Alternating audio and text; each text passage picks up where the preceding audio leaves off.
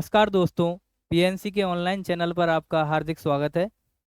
आज हम बात करेंगे नोट सेट 10 की प्रिपरेशन के बारे में कि हमें क्या क्या स्ट्रेटजी फॉलो करनी चाहिए जिससे हमारा नोट सेट 10 क्रैक हो सके।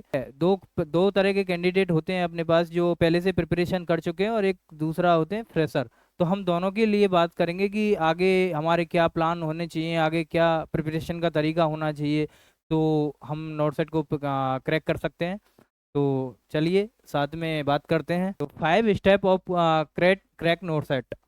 नोट सेट को क्रैक करने के अपन के 5 तरीके हैं, 5 स्टेप हैं। तो step step 1, create a study plan. तो आपने एक एग्जाम्पल से मैं समझाता हूँ कि जब हम किसी युद्ध में जाते हैं तो योद्धा के पास अपने हथियार होने चाहिए, और अलग अलग प्रकार के हथियार एक योद्धा कैरी करता है। तो उसी प्रकार से नोट सेट एस्पिरेंट के अलग अलग नोट्स होते हैं, अलग अलग बुक्स वो लेते हैं, अलग अलग टेस्ट सीरीज से वो एमसीक्यू करते हैं। तो उसी प्रकार से अपन को लेके चलना है कि तुम क्या कैरी करके चल रहे हो। ठीक है।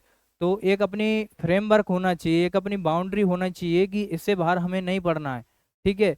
बहुत सारे बच्चे होते हैं कि आज ये बुक पढ़ ली, आज वो बुक पढ़ ली है ना, आज एक नोट्स पढ़ लिए, आज फलानी कोचिंग के नोट्स पढ़ लिए। तो ऐसा अपन को बिल्कुल नहीं करना है। जो अपने सेट कर रखा है, अपना जो टारगेट है कि ये हमारा फ्रेम है, ये अपने नोट्स हैं, उससे बाहर हमें नहीं जाना है। ठीक है। बहुत कम टाइम है, ये मान के चलो कि 5-6 महीने आपको मुश्किल से मिल पाते हैं। एक बर्डन, एग्जाम का बर्डन अपने ऊपर ले लेते हैं काफ़ी सारे बच्चे। तो वो हमें नहीं करना है। ठीक है।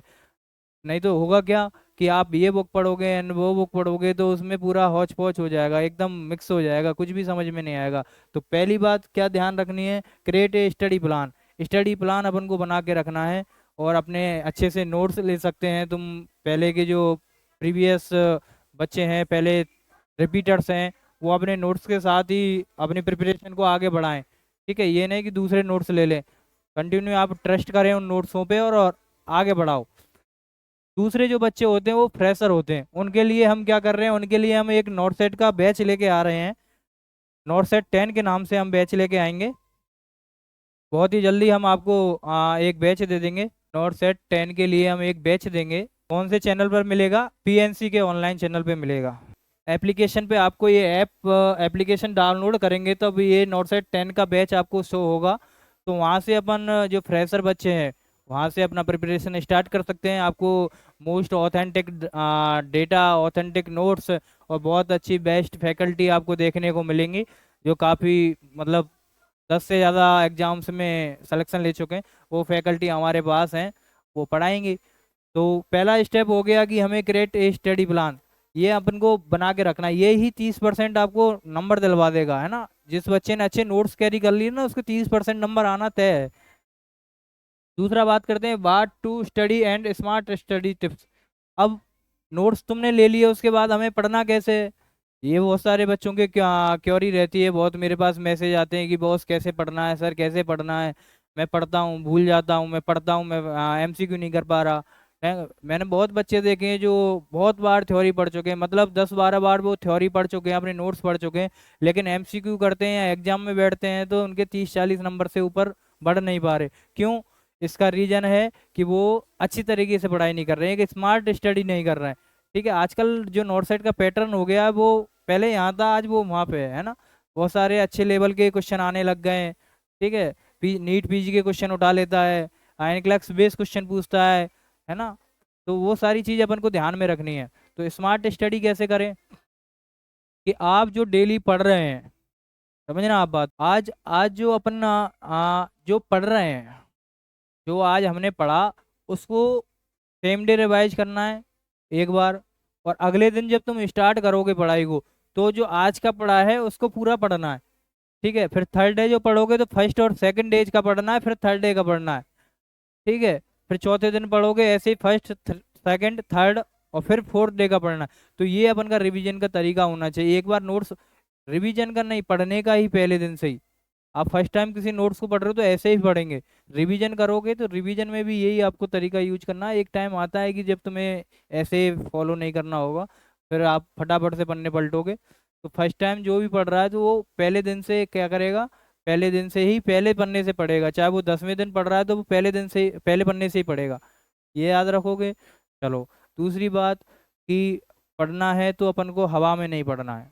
बहुत सारे बच्चे होते हैं कि पढ़ लिया उड़ा दिया बनना, नहीं पढ़ना है। आप फर्स्ट टाइम पढ़ रहे हो, कोई पुरानी चीज़ तो है नहीं, है ना, नई चीज़ है, तो नई चीज़ के लिए क्या करना है, आपको धीरे धीरे आराम आराम से एक एक लाइन को अच्छे से रीड आउट करना है ना, हाइलाइटर लेके उसको हाईलाइट करना है।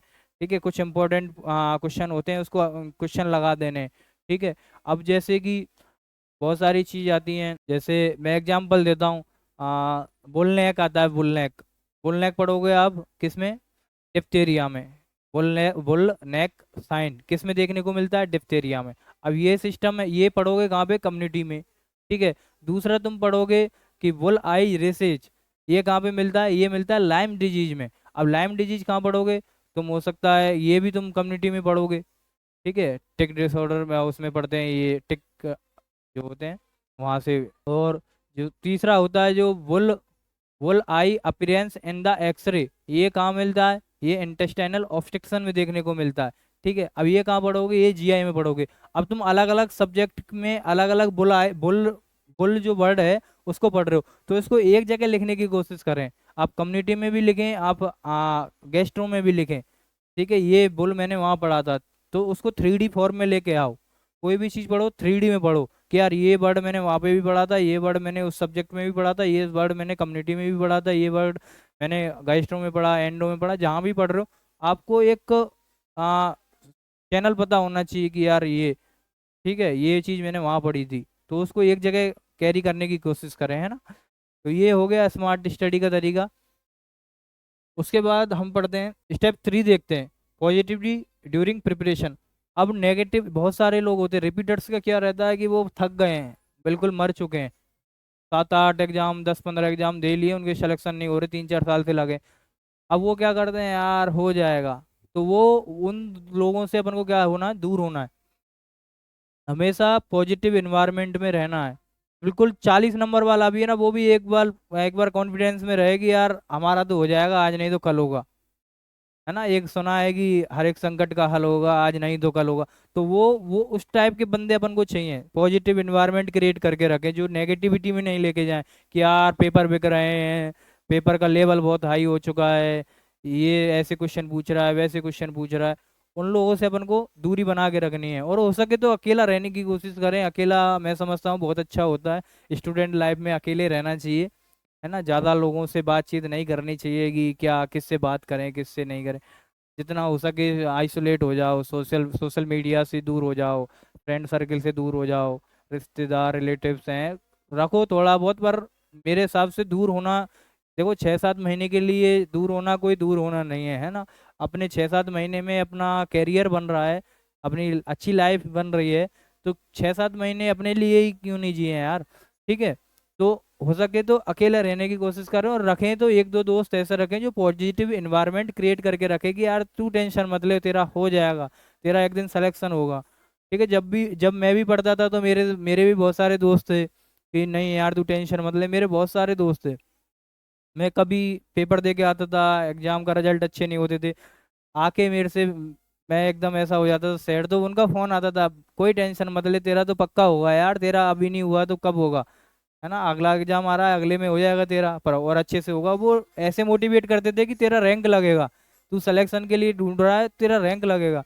तो ऐसे लोगों के साथ आपको एनवायरनमेंट क्रिएट करके रखना है, बिहेवियर डेवलप करके रखना है, ठीक है, दोस्ती बना के रखनी है ऐसे लोगों से। स्टेप 4 में अपन बात करेंगे फोकस ऑन लाइफ स्टाइल।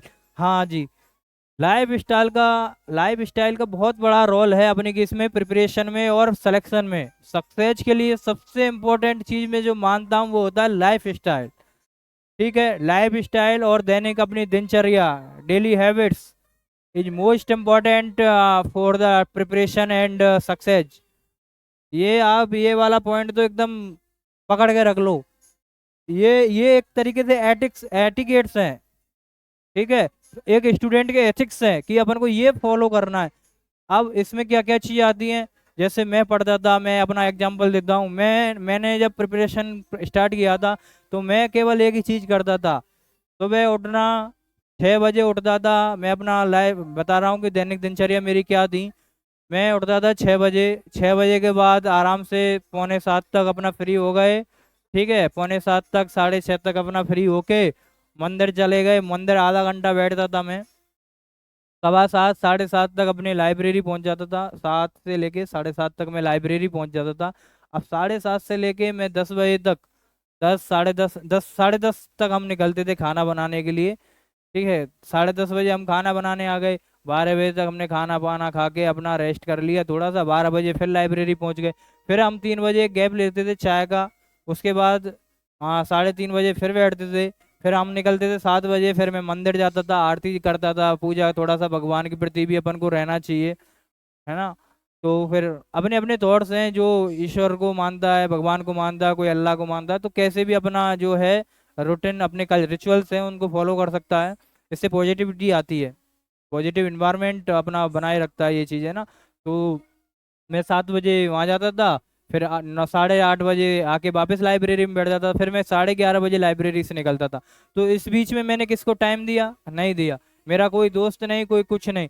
और ये तो हो गया तुम्हारा लाइफ स्टाइल, कैसे तुम्हें दिनचर्या बना के रखनी है। मतलब इसमें क्या समझ में आया कि किसी फालतू बंदे को टाइम नहीं है। 6 महीने के लिए दिल के दरवाजे बंद कर लो। दिल दिमाग दिमाग को खोल के रखो, दिल को बंद कर लो। ठीक है, सोशल मीडिया को बंद कर लो, इंस्टाग्राम को बंद कर लो। एकदम ऐसा होना चाहिए कि हाँ मैं क्लोज हूँ। ठीक है, एक कमरे में अपने को लॉक करके रखना है। जब जब चीजें अच्छे से हो जाएंगी। अब बात करते हैं अपना डाइट। अब स्टूडेंट के लिए डाइट बहुत मैटर करती है। हो सकता है सात्विक भोजन, जैसे कम ऑयली। ठीक है, जो क्योंकि लॉन्ग सिटिंग अपन को करनी है, 4-5 घंटे की सिटिंग लगानी है। तो गैस्ट्राइटिस नहीं होना चाहिए, ऐसा खाना मत खाओ कि गैस्ट्राइटिस कर रहा है ना। ज़्यादा ऑयली खाओगे, ज़्यादा स्पाइसी खाओगे, ब्लोटिंग होगा। हाँ, खट्टी खट्टी डकारें आएंगी, इंडाइजेशन होगा। तो ये सारी चीज़ अपन को अवॉइड करनी है। फास्ट फूड, जंक फूड अपन को अवॉइड करना है।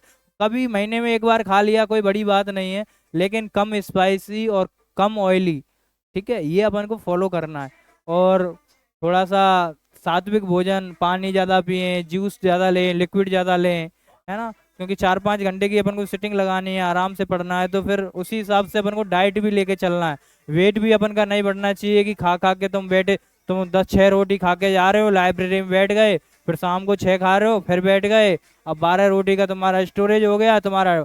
हाँ, एनर्जी लॉस ही नहीं हो रहा है।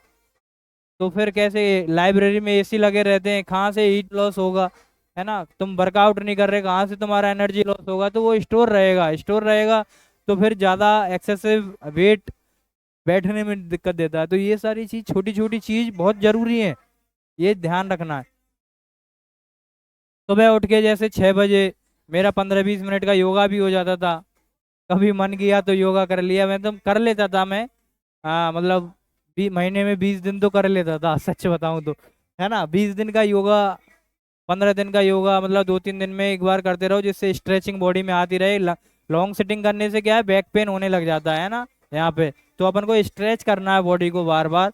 तो 2-3 दिन में आप कर सकते हो, किसी पार्क में जाके, अपनी छत पे जाके। ठीक है, थोड़ा पुशअप्स वगैरह लगाओ अपने। ज़्यादा कुछ नहीं करना है कि तुम्हें जिम लगानी है, जिम नहीं लगाना। जिम लगाओगे तो तुम प्रोटीन का डिब्बा लोगे, ये सब, इस सब में तुम उलझे रहोगे, है ना। जिम नहीं लगाना है, स्टूडेंट टाइम में जिम नहीं लगाना है। अपना थोड़ा सा वर्कआउट करना है और निकल जाना है। बाद में बात करते हैं अपन 5th पॉइंट की। ये 5 स्टेप आपको फॉलो करने हैं, और 5वां पॉइंट है अपन का, नो यूर एग्जाम पैटर्न।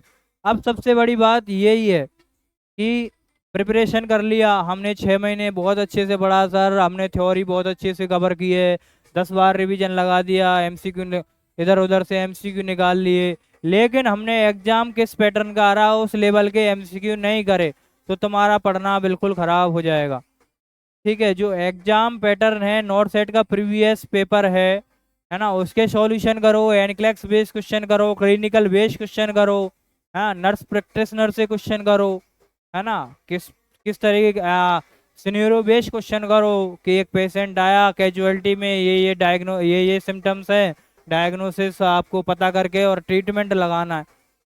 तो डॉक्टर क्या ट्रीटमेंट देगा? तो इस तरीके से बहुत सारे क्वेश्चन बन के आते हैं। तो अपन को अप्लाइड बेस्ड क्वेश्चन करने हैं। थ्योरी को पढ़ लिया, अब थ्योरी को अप्लाई कैसे करना है, ये पैटर्न कहाँ से समझ में आएगा? जब तुम प्रीवियस ईयर के क्वेश्चन करोगे। अब जब तक तुम प्रीवियस ईयर के क्वेश्चन नहीं करोगे, तुम्हारा पढ़ना नहीं पढ़ना बराबर। ठीक है, बहुत सारे बच्चे करते हैं, अभी भी मेरे साथ के कुछ लोग हैं उनका कब काफ़ी दिन से अटका हुआ है। तो ये सारी चीज़ें होती हैं। तो आई होप आपको ये सारी जानकारी अच्छी लगी होगी। और आगे बात करेंगे हम, जब बैच स्टार्ट करेंगे नॉट सेट 10 का, उसमें हम बात करेंगे ब्रीफली कि अपन को कैसे कैसे पढ़ाई करनी है, और उसको कैरी ऑन करेंगे। आपका सिलेक्शन जरूर होगा। Thank you so much.